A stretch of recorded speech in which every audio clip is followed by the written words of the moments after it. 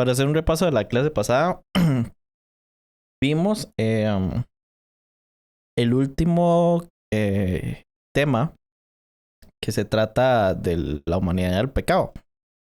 Y en ese tema vimos lo que era la humanidad en gracia, varias cosas y cómo Jesús y cómo el cristiano se relaciona con Dios, con su prójimo, a sí mismo, el orden creado y el tiempo. Y así con Jesús y así con el cristiano.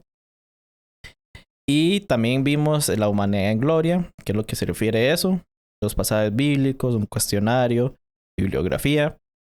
Y luego de todo el tema de qué es la humanidad y el pecado, vimos la aplicación práctica sobre cada uno de esos temas o subtemas de ese tema, que era la naturaleza humana esencial, vimos su aplicación práctica, la humanidad en pecado, la humanidad en gracia y la humanidad en gloria. Entonces, hoy comenzamos un nuevo sección, una nueva doctrina, y que se trata es como Cristología, que es la persona y obra de Cristo. Entonces, hoy entramos al tema que se llama la persona y obra del Cristo, y hoy vamos a ver lo que es la humanidad. El subtema sería la humanidad de Jesucristo. Entonces empezamos. En los evangelios existe extenso material para establecer la verdadera humanidad de Jesús. En realidad, este es uno de los pocos puntos en que todos los que estudian los evangelios están de acuerdo actualmente. Los evangelios comienzan ubicando a Jesús en la corriente de una genealogía humana y todos esos versículos. Hoy vamos a ver los versículos porque esta clase es muy pequeñita. Pero la razón por la que la hago pequeñita es porque el próximo tema es tan largo que es que prefiero mejor tener esta clase pequeñita y no meterme con el otro tema y ya el otro tema dividirlo. Ahí si nos sobra tiempo vamos a ver versículos bíblicos. Por eso no comencé tan en punto esta vez, porque por lo mismo. Así que sin considerar los medios de su concepción, su nacimiento fue humano y normal. Fue un feto que se desarrolló en el vientre de María y vino al mundo por un conducto natal humano al finalizar un periodo normal de gestación y de parto. Su vida transcurrió como la nuestra, y Kierkegaard dice desde la cuna hasta la tumba. Yo creo que es un poco una cita fuera de contexto. De hecho, me di la tarea de buscarla dónde sale y lo puse en el Discord de nosotros ahí en Devocionales. Puse la cita completa, que me parece súper mejor, ¿verdad? La cita, pero ni modo. Pero sí habla de Jesús que vino. Así que el nacimiento de Jesús fue seguido de años de crecimiento y desarrollo aparentemente normales en el seno de un hogar y una familia. El Jesús de los evangelios estuvo sujeto a limitaciones físicas normales, cansancio, hambre, sed. En sus horas finales sufrió una intensa agonía del alma y cuerpo antes de su muerte física, y lo podemos ver ahí. Creo que vamos a repasar esos versículos al final. Experimentó toda la gama de emociones humanas, por ejemplo, gozo, pena, cariño, compasión, admiración, enojo. De hecho, Calvino dice que los que piensan que el Hijo de Dios estuvo exento de pasiones humanas no lo conocen real y verdaderamente como hombre. Un estudio de las palabras usadas en el Nuevo Testamento griego revela la profundidad e intensidad de sus emociones humanas. Por ejemplo, sacudido por una pena incontrolable en Lucas 19, consternado por un desaliento horroroso en Mateo 27, fuerte indignación que lo consume como fuego en Juan 2. Y ahí pueden ver el estudio del que habla. Ahí abajito. Así que ahora pasemos a la vida religiosa de Jesús. Como humano, ¿verdad? Hablar de la vida religiosa de Jesús puede parecer extraño, ya que Él mismo es el objeto de nuestra adoración. Sin embargo, las condiciones de la encarnación involucraron claramente a Jesús en una actividad religiosa. Jesús participaba en el culto público y es claro que estudió y meditó en las escrituras y las explicó, como todos los versículos esos. Aparte de su comunión interna continua con el Padre, Jesús se entregaba con frecuencia a la oración en voz alta y a veces seguía en oración durante toda la noche. El Evangelio de Juan, en particular, da testimonio de su vida de total sumisión y subordinación al Padre que lo había enviado. Aunque su relación con el Padre difería claramente de la nuestra, es apropiado llamar a Jesús el autor de nuestra fe, como dice Hebreos 12. Ahora veamos su conocimiento limitado. Yo sé que muchos de ustedes podrían saber que hay complicaciones sobre este tema de qué realmente es el conocimiento limitado de Jesús. Y prácticamente las preguntas abordan sobre las dos naturalezas de Jesús, la divina y la humana. Y hay mucho trabajo filosófico detrás de ello, pero como ustedes saben, esto es una serie más introductiva. No queremos meternos tan a fondo. Y principalmente yo tampoco he entrado tanto en ese tema. Sí sé algunas cosas y cuestiones ahí que hay y toda el ¿cómo se llama? El debate que hay.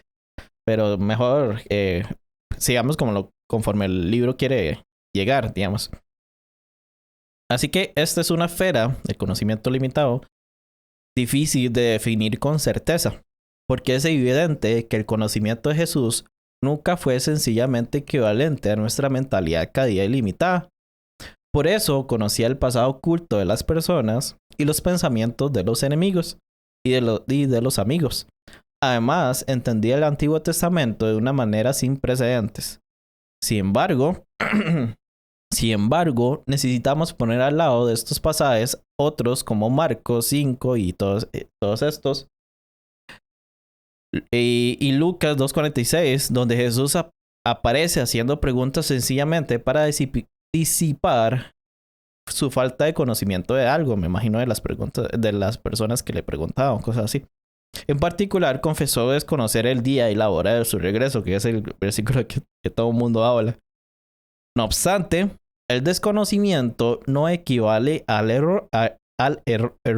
No puedo decir la doble R. Error. Es que no lo puedo decir de primeras. Siempre tengo que decirlo como error. No obstante, el desconocimiento no equivale al error. Significativamente, este versículo está inmediatamente precedido por una afirmación sorprendente sobre la infalibilidad de sus enseñanzas. Y dice Marcos 13:31, el cielo y la tierra pasarán, pero mis palabras jamás pasarán. Así que la distinción entre el desconocimiento y el error es fundamental. El pensamiento, la experiencia y la percepción humana constituyen una continuidad ininterrumpida. Por consiguiente, es imposible pensar que Jesús pudiera haber estado equivocado en algún punto fundamental de sus convicciones o que enseñara deliberadamente como verdaderos los conceptos erróneos de su tiempo, y a la vez mantuviese la idea de que no obstante podía actuar como nuestro intachable representante y portador de pecados. Así que las escrituras presentan aquí un delicado equilibrio, o sea, un entendimiento único y claro del Padre y su voluntad coexiste con la búsqueda de mayor conocimiento. Ahora pasemos a la tentación. De hecho, ya casi terminamos. La humanidad de Jesús se confirma además porque fue tentado a pecar. El testimonio de los evangelios parece resumido en Hebreos, que dice Hebreos 4:15. Ha sido tentado en todo de la misma manera que nosotros, aunque sin pecado. Una objeción frecuente en que las tentaciones de Jesús no fueron reales, ya sea porque no era pecador y entonces el pecado y el diablo no tenían poder sobre él, o porque como Dios hecho humano jamás podría pecar. La afirmación de que la tentación tuvo carácter de charada no concuerda con el lenguaje de las escrituras al respecto. Además, Adán, antes de la caída, es un caso bien claro de naturaleza humana sin pecado que estuvo sujeta a una tentación muy real. Así que, por supuesto, en cierto sentido, sería inconcebible pensar que Jesús, como divinidad encarnada, sucumbiera ante la tentación. Pero eso no excluye ni minimiza en ningún sentido la realidad de su confrontación con los ataques de Satanás en relación con su obediencia a la voluntad del Padre. Entonces, tenemos una objeción que, o sea, como Jesús, o sea, obviamente que Jesús nunca podría pecar porque es Dios, ¿verdad? Entonces, como que sí, nos pueden decir que que, o sea, no era como una tarea difícil hacer eso aquí en la Tierra, pasarse de humano. En palabras del libertarianismo suave, si usted todavía no sabe lo que es, le recuerdo que hace unas clases y explicamos de manera, o sea, es ampliamente todo este concepto del libertarianismo suave. Y en Jesús, en esta parte de la humanidad, podríamos tenerlo claro. Claramente, la naturaleza divina de Jesús no tendría el rango de opciones para pecar. O sea, todas las opciones que en la naturaleza divina de Jesús serían cosas buenas. Sin embargo, creo que es razonable pensar que en la naturaleza humana de Jesús sí había un rango de opciones de las cuales eran del pecado. Sin embargo, a pesar de que ese rango está disponible, él decidió no hacerlo. Si es así, entonces tiene el sacrificio de Jesús y sus decisiones tendría mucho sentido. Uno entendería que de verdad fue tentado y de verdad tuvo la oportunidad de pecar y sin embargo por amor a nosotros no lo hizo. Entonces creo que el libertarianismo suave exalza demasiado, o sea, reconoce la importancia de las decisiones de Jesús cuando era humano. Creo que sería como lo más razonable, ¿verdad? Sin embargo, aunque a primera vista de lo que leímos parece que el autor quiere aceptar el libertarianismo suave, sin embargo, lo que dice siguiente más bien hace que parece que o sea, prácticamente mete compatibilismo, que ya lo vimos anteriormente, ¿verdad? Dice, cuando un ejército ataca a otro, tal vez no posea un batallón infiltrado detrás de las filas enemigas, listo para desorganizar al enemigo en el momento crítico.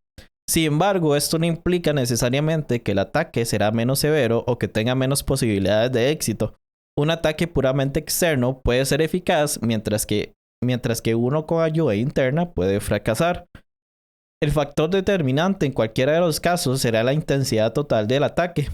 Aplicado a Jesús, el hecho de que la tentación careció de un apoyo interno detrás de las filas, lo que con toda claridad ocurre en el caso nuestro, no implica necesariamente que no se enfrentará a un ataque equivalente o mucho más fuerte.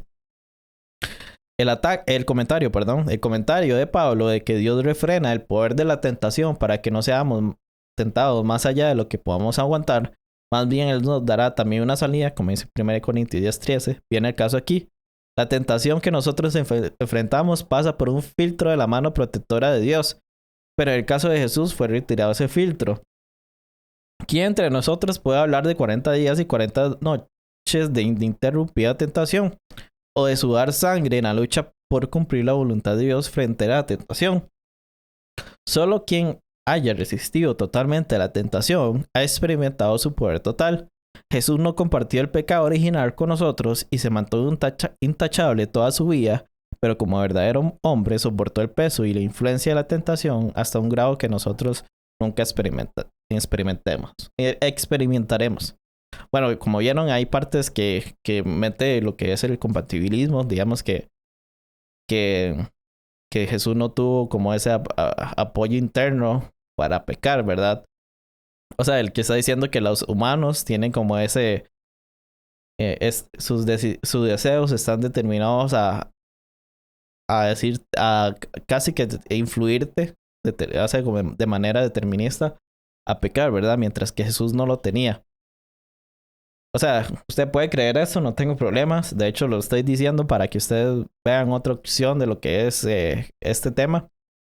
Pero para mí no me convence, ¿verdad?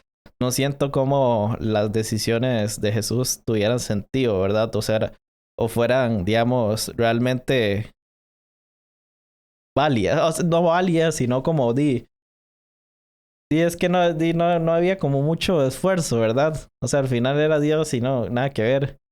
O sea, siempre va a decir que no, ¿verdad? La tentación. Pero un Dios, o así, pero si el libertarianismo suave es verdadero, creo que un Dios que tuvo la oportunidad en sus funciones en la naturaleza humana y no lo hizo por amor a nosotros, creo que tiene mucho más significado, digamos. Para mí, por lo menos. Pero bueno. Ahora sigamos a lo que es después de la resurrección. Estamos hablando de la humanidad de Jesús, por si acaso se olvidaron. El periodo entre la resurrección y la ascensión de Jesús pertenece más bien a las evidencias de su deidad. Sin embargo, sus encuentros con María, Tomás y Pedro expresan la sensibilidad y compasión humanas más profundas, como si su sufrimiento en la cruz lo hubiera ligado mucho más con sus compañeros humanos. Las evidencias hasta aquí se han limitado principalmente a los 4 evangelios. El resto del Nuevo Testamento también da testimonio de la verdadera humanidad de Jesús y todos esos versículos. Así que la enseñanza bíblica es clara, como dicen estos señores, no los voy a pronunciar. Cualquier otra cosa que fuere, Jesús es un hombre. Así que, de hecho, esa era la clase. Ya podemos pasar a los pasajes bíblicos y de hecho vamos a hacer una pausa y vamos a leerlos. ¿Está bien?